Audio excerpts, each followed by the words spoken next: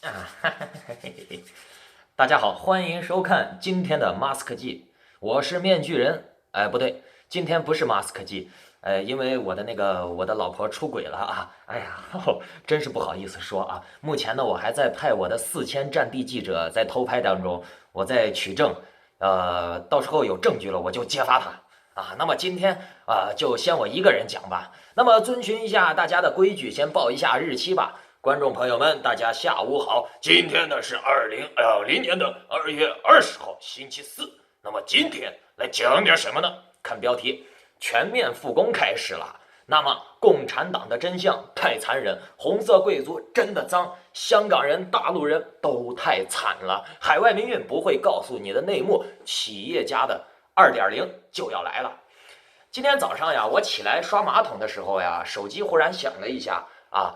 然后呢，我一看手机，哎呦，马云爸爸的支付宝给我发消息了。哎，我一看还有点小兴奋，我以为是支付宝的花呗嘛、借呗嘛，什么东西给我提额了。结果呢，我一打开一看，并没有。但是呢，我看到了另一个好消息吧，就是说什么呢？是一个新闻啊，这个新闻说的是首次湖北外新增确诊病例降至2位数。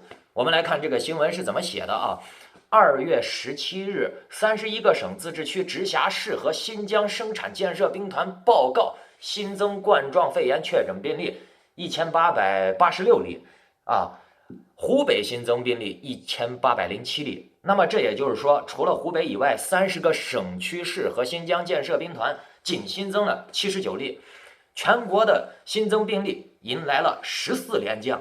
那么等一下啊，这个还不算什么，面具人我还发现了另外一篇这个新闻讲的更夸张呀！看图啊，哇，标题快看，标题速看，这些省、自治区、直辖市17日新增确诊病例分别为个位数，1例和0例。哇哇，1例和0例呀！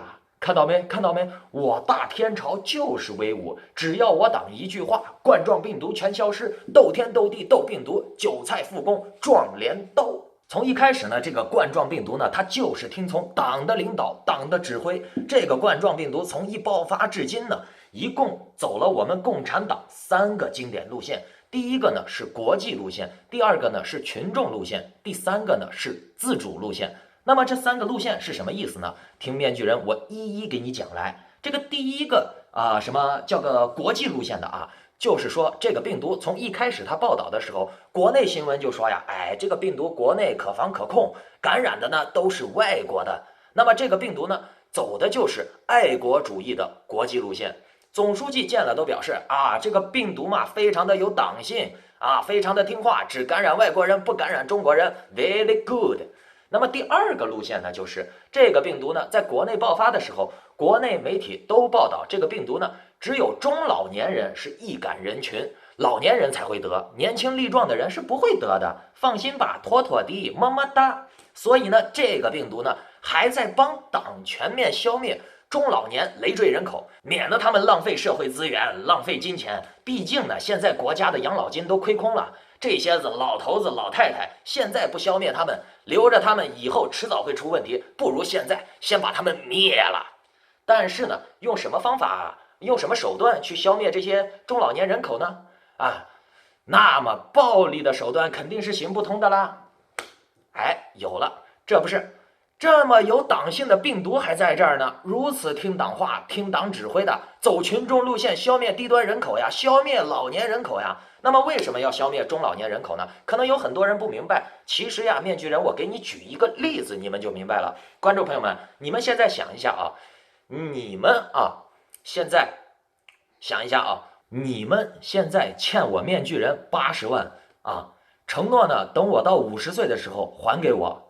那么现在我面具人马上就要到50岁了，然后呢，你可是老早都把这80万花得干干净净了，你现在没钱给我还了，我要找你还账啊，怎么办呢？是不是面具人我死了就好了？你最高兴了，对不对？我死了你就不用还钱了，对吧？哈哈哈哈哈。那么再来看一下这个病毒走的第3条路线，叫做自主路线。那么什么叫做自主路线呢？你看现在多精确的党现在认为这个病毒闹得差不多了，就告诉你，哎，这个病毒，党我一声令下，总书记习近平发话了，为了全面复工期间啊，你们这些冠状病毒必须服从党的号召，走自主路线，自动消失，听懂了没？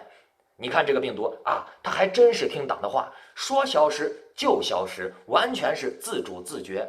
看见没？新闻都已经说了，再也没有新增病毒的报道了，全国只是新增了0到1例，厉不厉害？从全国全面的大面积感染，一直到了现在只有0到1例的新增感染，厉害。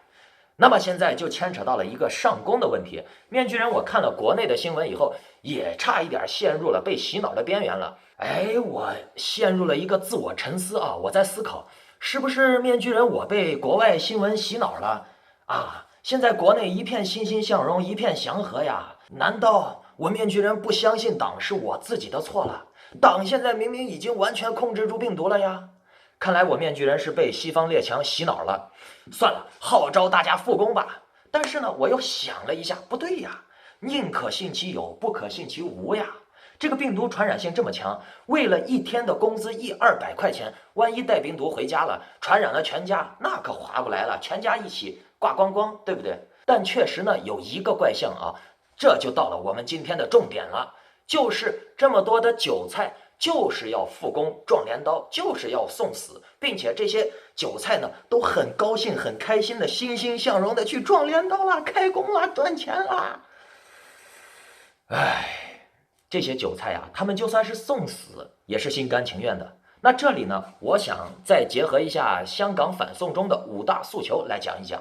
很多香港人呢给我留言，要面具人我讲一讲香港的问题啊，说我总讲台湾大陆不讲香港，有点不公平了啊。其实呢，面具人不是我不讲，主要是呢香港的问题啊，这个层次太复杂了，不是我节目当中1句2句话10几分钟就能讲清楚的了。但是面具人，我答应你们香港人啊，过一段时间我要是开直播了，我第一个讲香港人，好不好？那么今天就来先浅层的讲一讲香港人，和之后我在节目最后会讲一下更深的阴谋，你们听了就会觉得很脏。那先来讲香港人吧。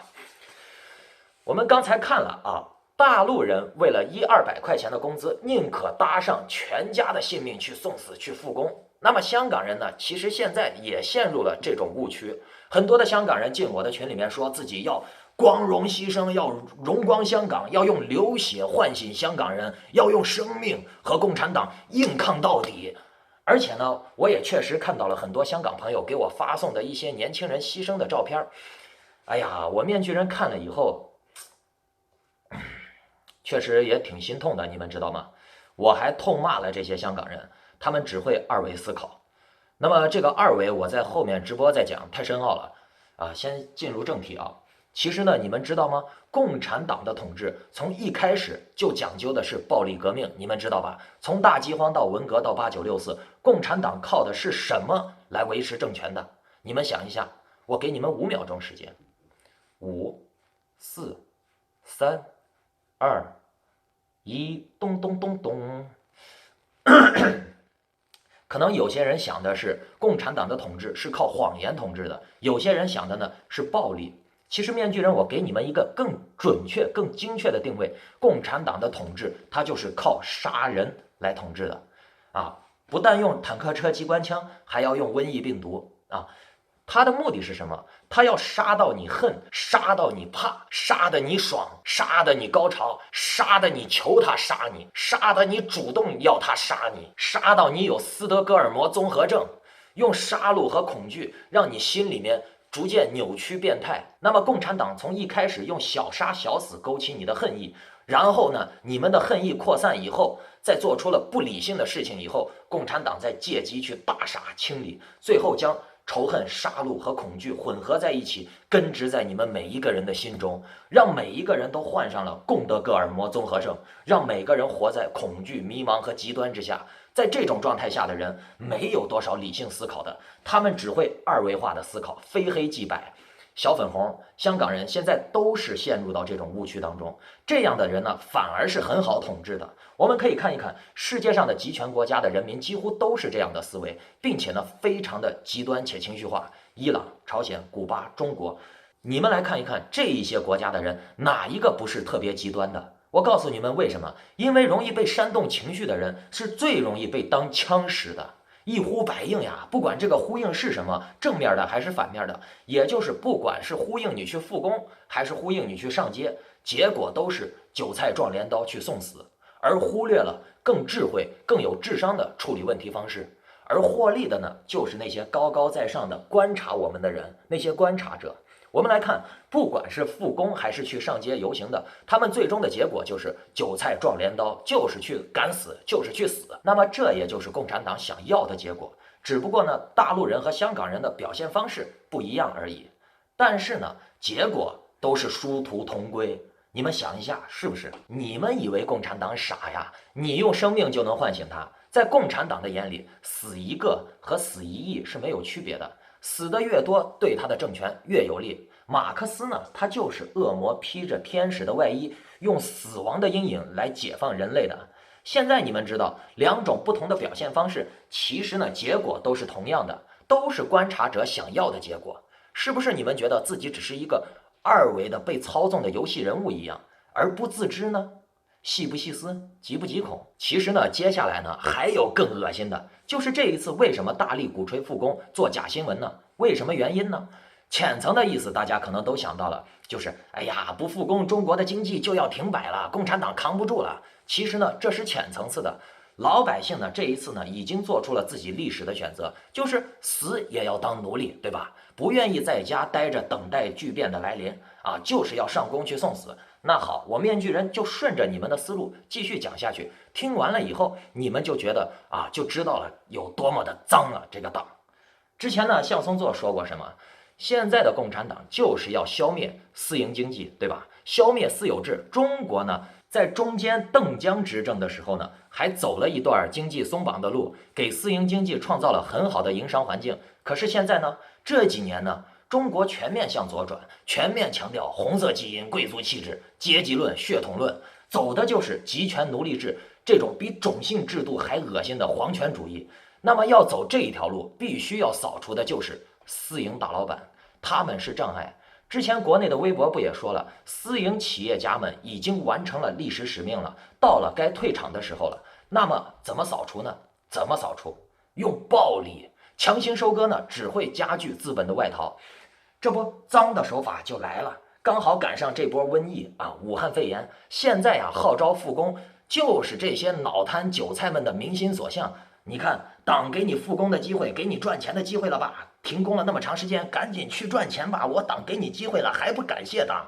然后呢，大家就快快乐乐的去复工。结果呢，大家都在工厂、单位、公司发生了群聚性的聚集性感染。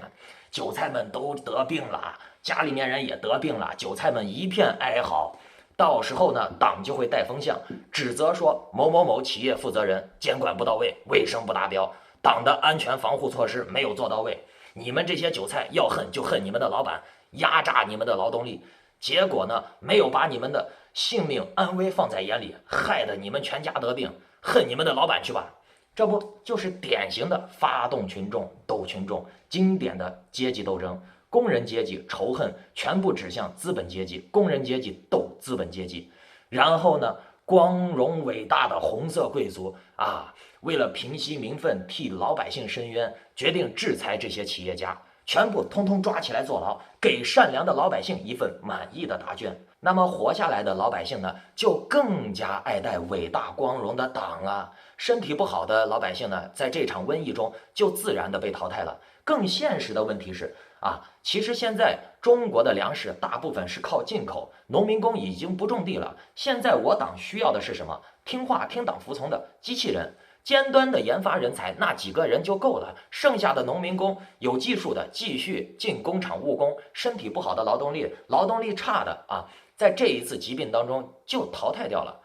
那么浪费资源的老人也淘汰掉了，剩下的人口就少了，粮食的依赖就低了，中国进口粮食的压力就减小了。那么这些农民呢，回农村又没有地种，房地产经济的时代已经过去了，消灭房地产泡沫呢，还不如直接去消灭人呢，化整为零，重新洗牌。死掉的人呢，虽然说房贷收不上来了，但是呢，我房子可以打个7折、8折、6折二次销售呀。